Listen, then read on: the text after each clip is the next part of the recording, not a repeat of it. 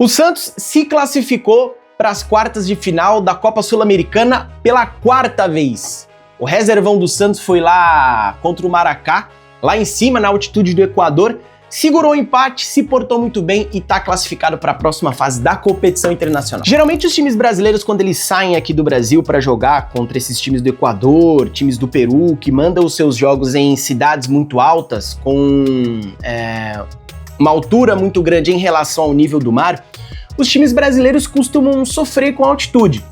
Mas não foi o caso do Santos, tá? O Santos se portou muito bem contra o Maracá fora de casa. Muito bem, muito bem.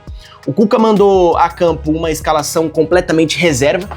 E eu já deixo adiantado aqui que eu concordei com a decisão do Cuca, tá? O Cuca fez muito certo em ter mandado as reservas contra o Maracá, porque a partir de agora o Santos entra numa sequência extremamente crucial dentro da temporada. Tem o Mirassol pelo Campeonato Brasileiro, depois tem uma sequência de 3 clássicos contra Palmeiras, Corinthians e Palmeiras, então o Cuca fez muito bem em preservar todo o seu elenco, inclusive jogadores que nós tomamos como aqueles famigerados 12º jogadores, né, o Rolhezer, o Miguelito, que não começaram jogando.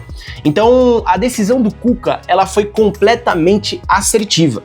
E aí eu vi alguns comentaristas, alguns comentaristas não, para não ser injusto, um comentarista dizer que o Santos teve uma classificação culposa fora de casa. Ô amigão, deixa eu te falar uma coisa, se você quer espetáculo, vai na Broadway. Se você quer espetáculo, vai no teatro. Se você quer espetáculo, você vai no cinema, você vai em qualquer outro lugar.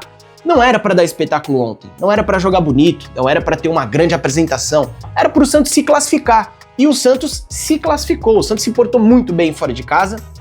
O Cuca mandou a campo o time com o Gabriel Brazão, na esquerda o Luan Pérez, jogando como lateral esquerdo, ao lado dele na zaga o João Ananias, na direita, um pouco mais pra dentro, o Ilharão e na lateral direita o Davizinho, um time com 3 volantes para segurar bem o meio de campo, com o Oliva, João Schmidt e o Gustavinho lá na frente, muita correria, uma correria de certa forma até estabalhoada, com o Cabalheiro, Rony e o Tassiano lá na frente.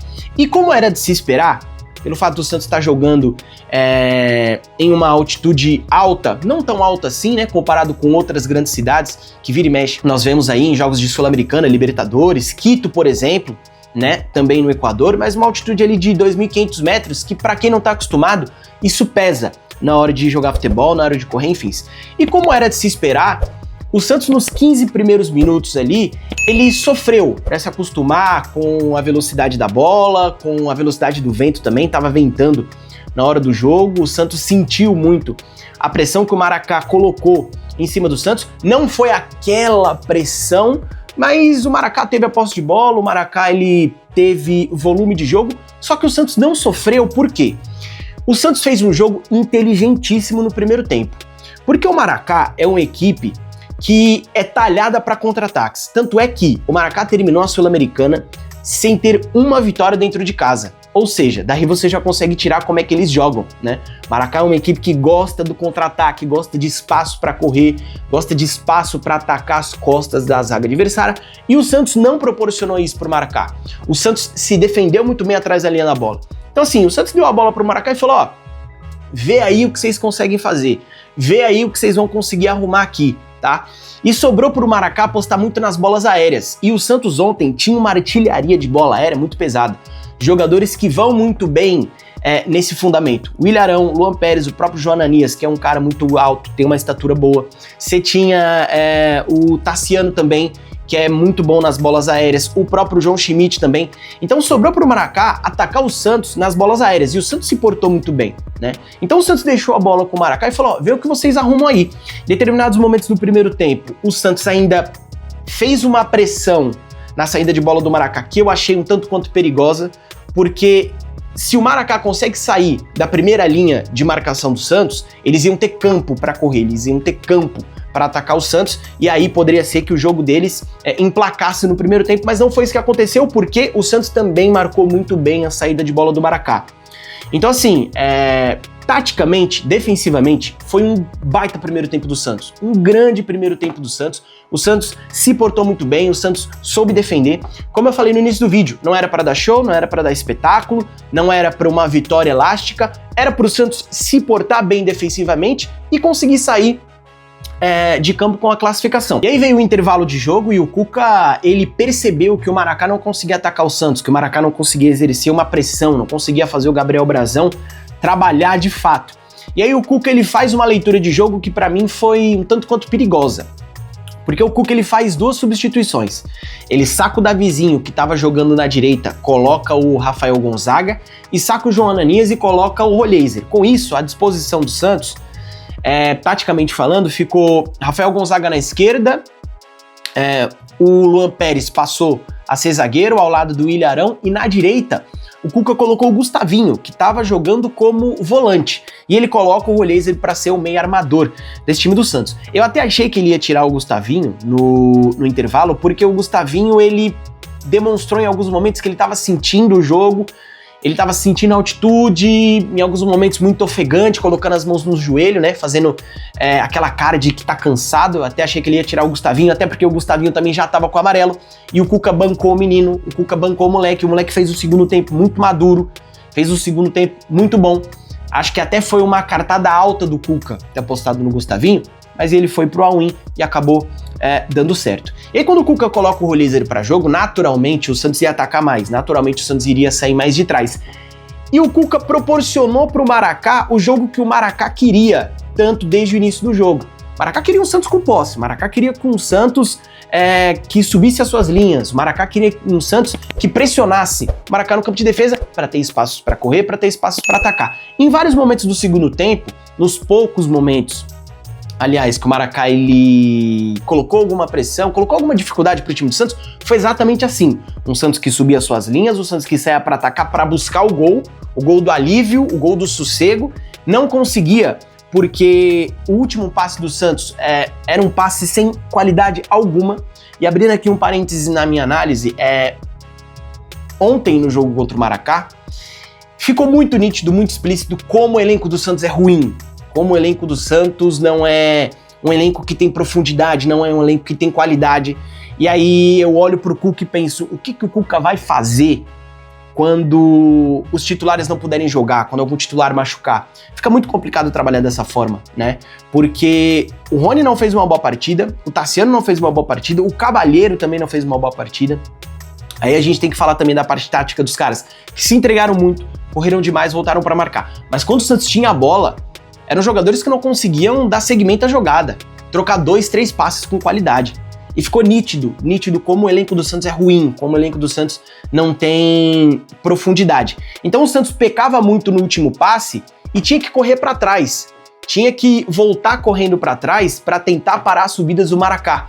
E jogar dessa forma em uma altitude, eu pelo menos considero um jogo burro, um jogo sem inteligência alguma, porque você cansa demais. E cansar na altitude não é uma coisa boa. Depois o Cuca fez mais algumas mudanças.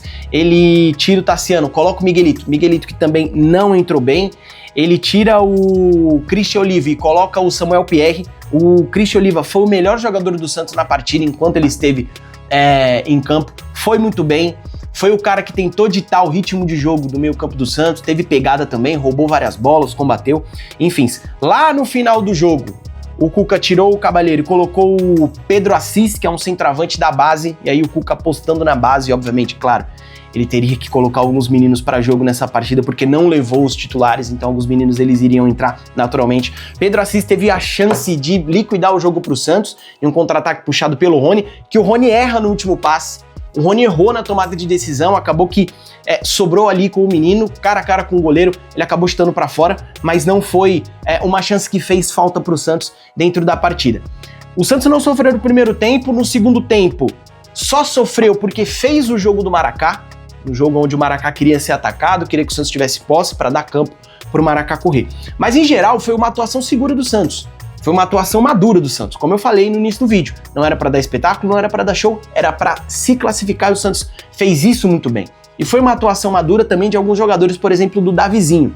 O Davizinho ele entra no último jogo contra o Maracá na Vila em um contexto onde o Santos precisava atacar, onde o Santos tinha posse de bola, onde o Santos precisava do gol e ele foi muito acionado pela direita porque é um menino que não se esconde do jogo, não se esconde da partida. E o Santos, aos poucos, vai ganhando mais uma opção para a lateral direita.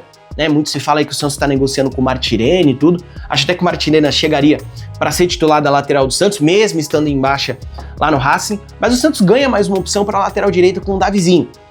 E eu tava curioso para ver o Davizinho jogando em outro contexto, diferente do jogo da Vila Belmiro, né? Onde o Santos atacava e tinha posse. Eu queria ver o menino sendo testado quando o Santos estivesse sendo pressionado, quando o Santos não tivesse a bola, quando o Santos estivesse passando um certo sufoco dentro da partida. E o menino foi muito bem, enquanto o Santos estava sendo ali pressionado pelo Maracá nos 15 primeiros minutos, né? O melhor jogador do Maracá começou jogando lá pelo lado esquerdo, e o lado esquerdo do Santos também foi muito bem, muito bem. O Luan Pérez fez uma partida muito segura, o João Ananias, enquanto esteve em campo, fez uma partida muito segura também. O melhor jogador do Maracá não se criou pelo lado esquerdo, foi pro lado direito, pro lado do Davizinho. Deve ter pensado assim, pô, moleque novo, né, jogando aqui na altitude, vai sentir. E o Davizinho não sentiu. O melhor jogador do Maracá não conseguiu arrumar nada com o Davizinho. Acabou que o Cuca tirou o Davizinho no segundo tempo, passou o Gustavinho para lateral direita, e o Gustavinho foi muito bem também, muito bem, fez uma partida muito segura, muito sólida. Enfim, no todo, foi uma boa partida do Santos. Não foi uma partida para dar espetáculo, foi uma partida para se classificar, e o Santos fez isso muito bem. Agora vai enfrentar o Atlético Mineiro nas quartas de final, a ver como o Santos vai chegar para esses dois confrontos, porque eu sei que o torcedor santista quer um título, tá sedento por uma conquista, precisa gritar é campeão novamente, mas o foco do Santos, a prioridade do Santos é o Campeonato Brasileiro. A depender de como o Santos chegar para essas duas partidas contra o Galo, o Santos tem que ir com os times titulares. Mas também, se não chegar em um bom momento no Campeonato Brasileiro, tem que poupar. Tem que poupar para focar no Brasileiro, a ver como o Santos vai chegar para esses dois jogos. Agora vem uma sequência pesadíssima, Mirassol no domingo, depois tem o Palmeiras na quarta-feira da semana que vem. Enfim, é a sequência mortal que o Santos vai enfrentar ao decorrer da temporada. Para você que gosta dos vídeos do Camisa 3, para você que curte o nosso trampo, as nossas análises, deixe seu like, curta, comenta, compartilha, se inscreva no canal, dá o hype, segue o Camisa 3 nas redes sociais também, @Camisa 3 Oficial, dá essa força pra gente continuar levando o Santos adiante, rapaziada. Fechou? Tamo junto.